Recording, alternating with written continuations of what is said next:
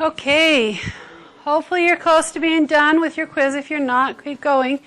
I'm just going to go over the day, what we're going to do. So by the end of the day, you should have finished quiz 9.2. Our objective today is learn about reaction rates and how they affect, what factors affect them and how it relates to concentration of time in a graph. This is our second day, our first day for rates. We're going to introduce rates. There's many things on the core that we're covering, the state core. We're going to do a demo with reaction rates and with concentration and with catalysts. And then we're going to go into our reaction rate lab, which is going to take the next 2 days plus today. So you have daily work 9.2 easily finished and plugged in before the end of the day. Okay.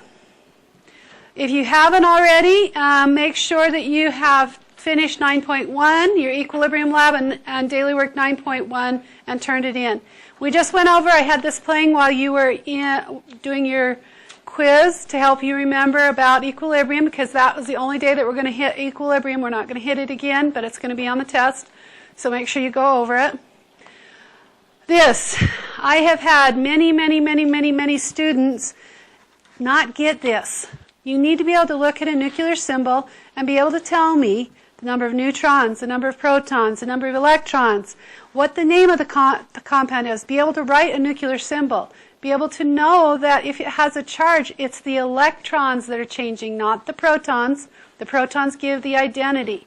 So, if you're struggling with this, please go to I'm going to put this up on Canvas, I'm going to put this up on Teams. Write these down and see if you can figure them out. I'm going to show the answer here in just a minute, but let's talk through the first one. What is P? Phosphorus. What are the number of protons? That bottom number, 15, which is also the atomic number on the periodic table. What is the number of electrons? 15 plus the 3, because it's a negative 3 means I have 3 more electrons than I had protons. So I have 18 electrons. What about neutrons? How do I figure them out? Yeah, they're already set up. Just subtract these two. Okay, so 32 minus 15 is 17, so I'd have 17 neutrons. So I'm going to show all the answers right now. You should be able to easily pull this out. This is something we've been pounding all year long, guys. This is something you should be able to do. If you're struggling with this, please come back to this and see if you can do it on your own.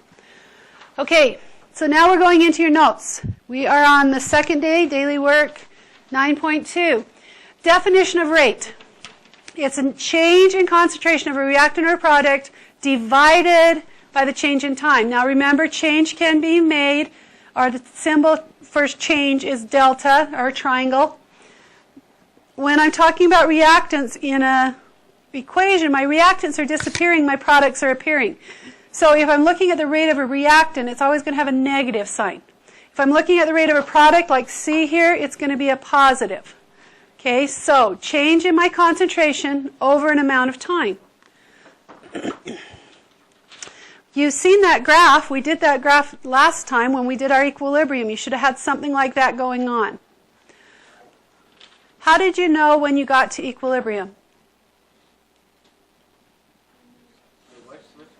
When you had 4 in a row, right, that were the same. Right? And your 4 in a row that were the same, that's when your slope hit a 0. By the way, Little Mermaid was awesome. My grandkids just thought it was great. They thought that when Sebastian got loose, that was so funny. We were laughing so hard. And I just loved those 2 guys that were dressed up as girls just screaming their guts out. That was hilarious. The one was what? They were both 2 of the biggest villains in the species. I thought it was hilarious. We were laughing so hard. And they really liked when Sebastian got mad and he went sideways.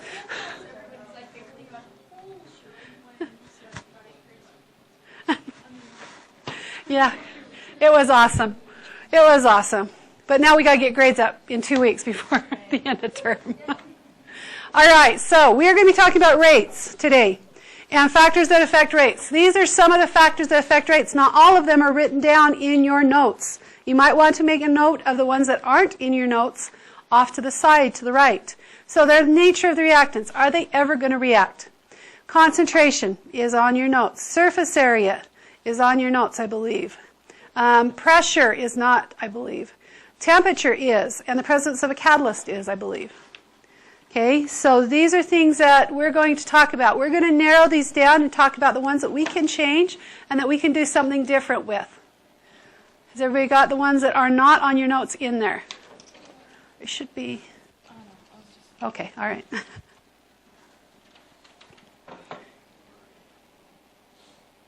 Are we okay to move forward, or you need a few more seconds?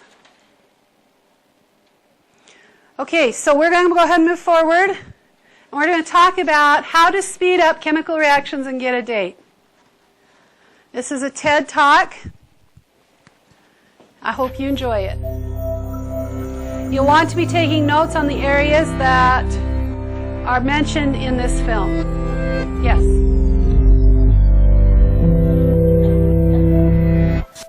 Meet our chemist, Harriet. She has a chemical reaction that needs to occur more quickly. Our chemist has some processes at her disposal that can help her speed up her reaction, and she knows of 5 ways. And to remember them, she thinks back to her days as a high school student, and the day she got a date for the dance. Harriet was in high school studying between classes. She had lost track of time and was going to be late to class. Unbeknownst to her, Harold, who was just around the corner, was running late too. They both sprinted to class, and as it happened, sprinted directly into one another. Now, this was no small collision. They ran squarely into one another in such a way that he knocked the books right out of her hand. "I'm sorry," he said. "Let me help you with your books." He kindly helped her recollect her belongings and politely offered to walk her to class. And you'll never guess who went together to the dance later that year. Yep, those two. So as we can see from this example, the key to getting a date for the dance is to collide with someone and knock the books out of their hands. Now, you're probably already aware that not all collisions lead to dates for the dance, thankfully. The collisions must have 2 important characteristics. 1, correct orientation that allows books to be knocked from one's hands, and 2, enough energy to knock the books out. Shortly after this incident, Harriet decided to tell me, her chemistry teacher, all about it. I noticed some interesting parallels between her story and chemical reaction rates, which happened to be what she was studying in the hallway the day of the collision. Together, we decided to set out on 2 missions. Harriet wanted to help all chemistry students and chemists remember how to speed up the rate of chemical reactions, and I, being the nice guy that I am, decided to make it my mission to help create educational environments in which more book-dropping collisions can take place to increase future chemists' chances of getting a date for the dance.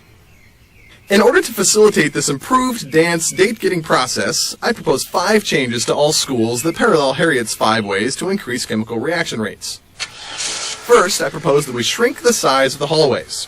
This will make it more difficult to safely navigate the hallways and will cause more collisions than in larger hallways. And by increasing the number of collisions, we increase the likelihood that some of those collisions will have the correct alignment and enough energy to create a date to the dance. Now, chemically speaking, this is equivalent to lowering the volume of a reaction vessel or a reaction mixture. In doing so, the individual particles are closer together and more collisions will occur. More collisions means a greater likelihood that collisions with the appropriate energy and configuration will happen. Second, I propose increasing the overall population of the school. More students equals more collisions. By increasing the number of particles available for collision, we create an environment where more collisions can take place. Third, we must reduce the time allowed between classes. Heck, let's just cut it in half. In doing so, students will need to move more quickly to get from one class to the next. This increase in velocity will help make sure collisions have the appropriate amount of energy necessary to ensure book dropping. This is analogous to increasing the temperature of the reaction mixture. Higher temperature means particles are moving faster. Faster moving particles means more energy and a greater likelihood of reaction causing collision. Fourth, students must stop traveling in packs. By traveling in packs, those students on the outside of the pack insulate those in the middle from undergoing any collisions. By splitting up, each student has more area exposed that is available for a collision from a passing student. When particles travel in packs, the surface area is very small, and only the outside particles can collide. However, by breaking up the clumps into individual particles, the total surface area is increased, and each particle has an exposed surface that can react. Fifth, and finally, we hire a matchmaker. Is this colliding and book dropping too violent? Is there an easier way to get a date that requires less initial energy? Then a matchmaker will help with this. The matchmaker makes it easier for a couple to get together by coordinating the match. Our matchmaker is like a catalyst. Chemical catalysts function by lowering the activation energy. In other words, by lowering the energy required to start a reaction. They do this by bringing two particles together and orienting them correctly in space so that the two can meet at the correct configuration and allow a reaction to take place. So, to sum up, if a future chemist wants a date for the dance, he must collide with another person and knock the books out of their hands. And if a chemist wants to make a chemical reaction occur, the particles must collide in the correct orientation with an appropriate amount of energy. And both of these processes can be accelerated using the 5 methods I've described. We're going to go over each one again. Okay, so we're going to go forward. Temperature, what do you say about temperature? Temperature is higher, temperature goes higher energy. Which makes the reaction go faster, right? Some people don't know you can use Groupon to book great seats for less. Some people don't know that.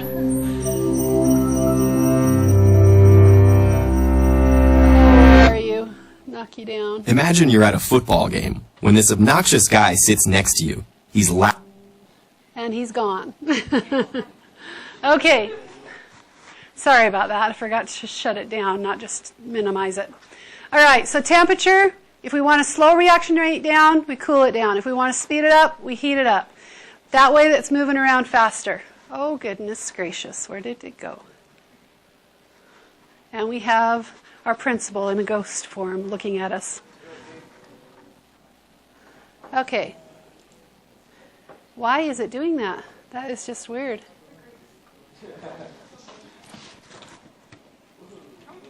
We'll go this way. Particle size. What did they say about particle size? Smaller the particle size, so get rid of the gangs, get the smaller the particle size, the easier it is, faster it is to react. Okay? Next one, concentration. How much do I have? That's when he was pushing everybody into the halls. Okay, adding to the concentration. If I have only a little bit of salt floating around in a solvent compared to a lot of salt floating around in a solvent, it's going to be easier to run into it when there's a lot of it. It's going to speed up the reaction. So it's like trying to find the one girl in Lima, Montana, graduating class of 5. Or trying to find the one girl that you might be compatible with in our graduating class of 600 and plus. Okay? Odds are higher that you'll find somebody here than you will in Lima, Montana, because those 3 might be all guys. Or they might be all girls. Okay?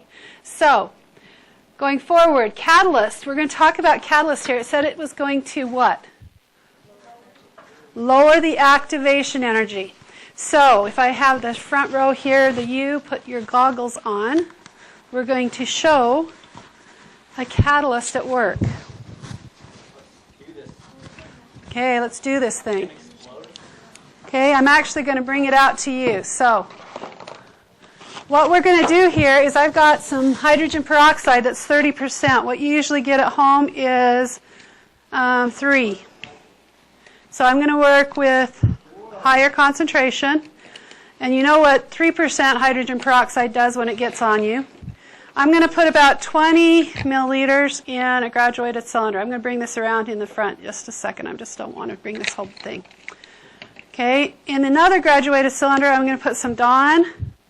And that's just so that we can see bubbles that come off.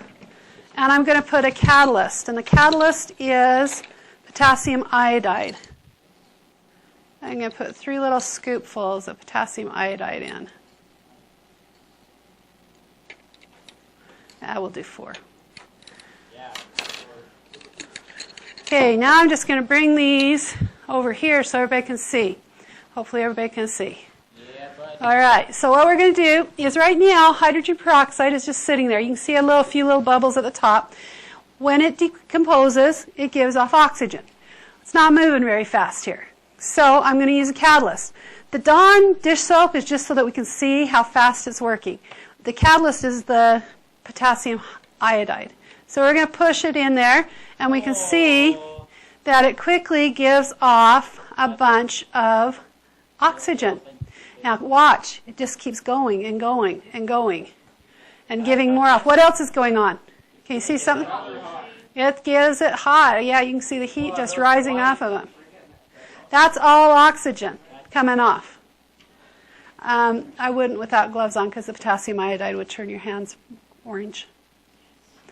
Okay, so we can see a catalyst really made a lot of work here. It got rid of all the oxygen that was in the hydrogen peroxide.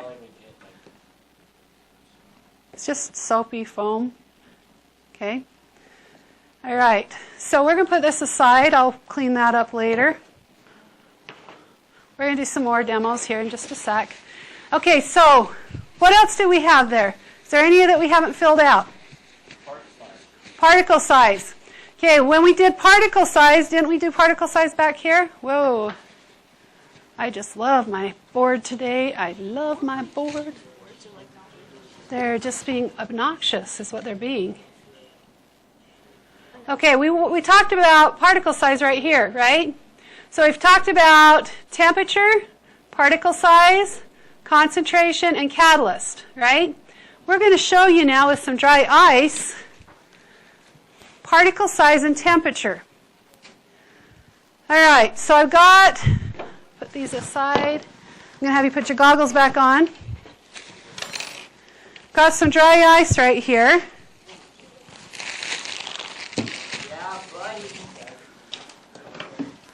And a hammer and some. Okay, I've got a piece left for you, just you guys, because your last period. I'm going to divide it into 4 pieces.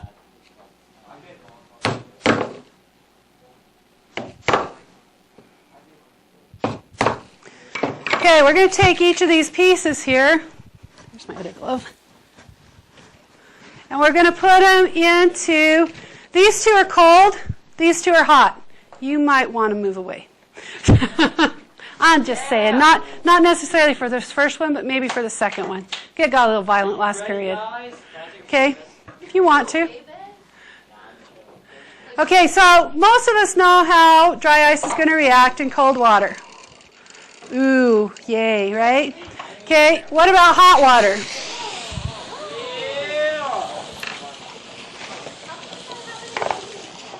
It did. Okay. Next thing I want to do is I want to break it up a bit. Pommel it.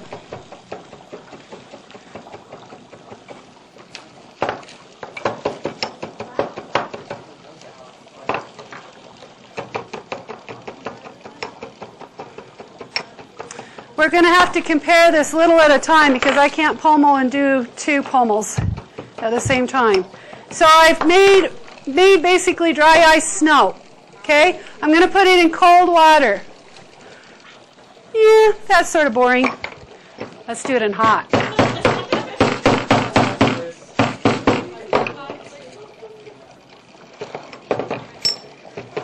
So we're going to pommel another piece and we're going to put it in some hot water. Let's see if we can get anything fun going here. So, reaction rate faster, slower? Hot and cold water? Faster in hot water. What about pieces?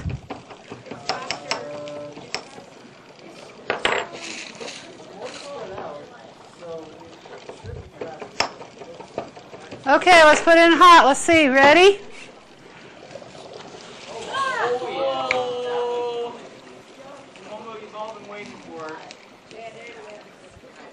Okay, so what's the difference between the 2? What are you seeing?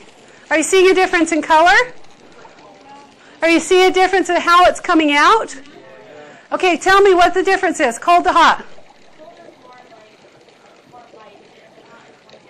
Okay, this looks more white and it's just sort of falling over the edge. This one is going whoosh, and it's more of a gray, right? This one's actually taking some of the water with it when it goes. And you can sort of see that by what's around it. Okay, so look at this. This hot water that I put in last is almost done because it was in small pieces. This one, still there. The cold water, the small pieces are almost gone, right? Are you noticing down here the large pieces? Can you see it sort of looks shiny around it? What's happening is that large piece, it is actually have a piece of ice, water, that's frozen around it. And it has little holes, and it's only reacting a little bit at a time. So this will last a lot longer. Even though this one's in hot water, it still is lasting longer. Okay?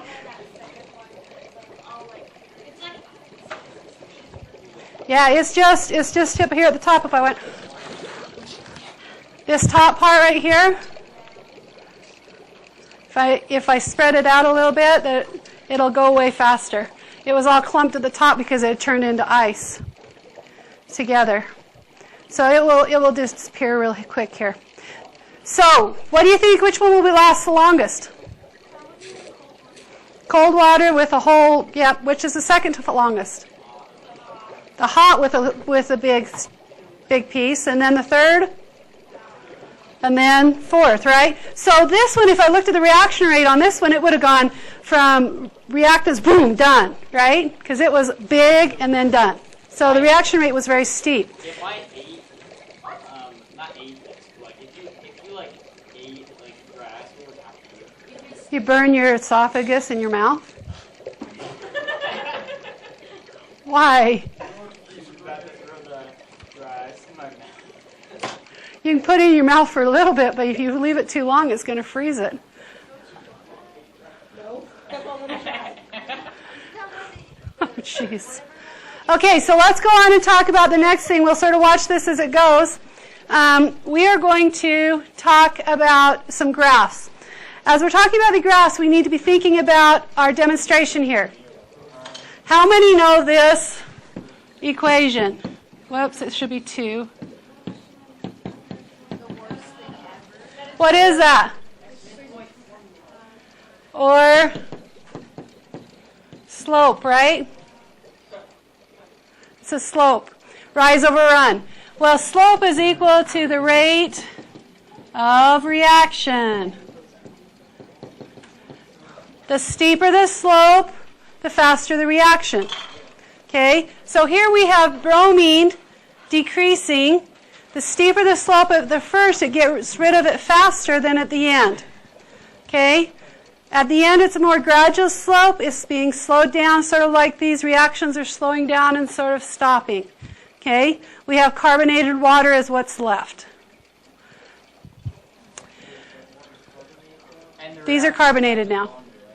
Okay, so now, looking again, the slope. Okay? As we get from a very high slope or a fast slope here, we end up at the end knowing a reaction has finished or come to equilibrium when the slope is equal to 0. If the slope is equal to 0, we know the reaction is finished or has come to equilibrium. And as long as the stress doesn't affect the reaction, we stop. Okay? We know that the rate can be found with calculus, if you've done calculus, instantaneously. We can find an instantaneous rate. Most of us with just algebra, we can do a rate over a period of time, but we can do an instantaneous rate with calculus. Okay? So this graph tells me that as I go along, it's slowing down. The reaction's slowing down. So as we looked at the first one that we did, the dry ice in the cold water, its rate would probably look more like this because it's going so slow, it's going to take forever. But when we did the hot water with the small particles, its rate was more like this because it was done. Right? And we could draw a graph for each one of these representing how fast they went. Okay? Now, we're going to look at a PhET simulation. Yes. So if you, part C is where we're headed right now. In this PhET simulation, I'm going to have you help you answer those questions. What was A and B? What was A and B? By adding E energy to a system, That's what we're doing right now. Okay. So here's a single situation. I'm actually going to do it over at my computer so you guys can all see. So If I add just one single collision, okay, here's a reaction that's going through, and I'm trying to make it work, and it's just not working. Here's my potential.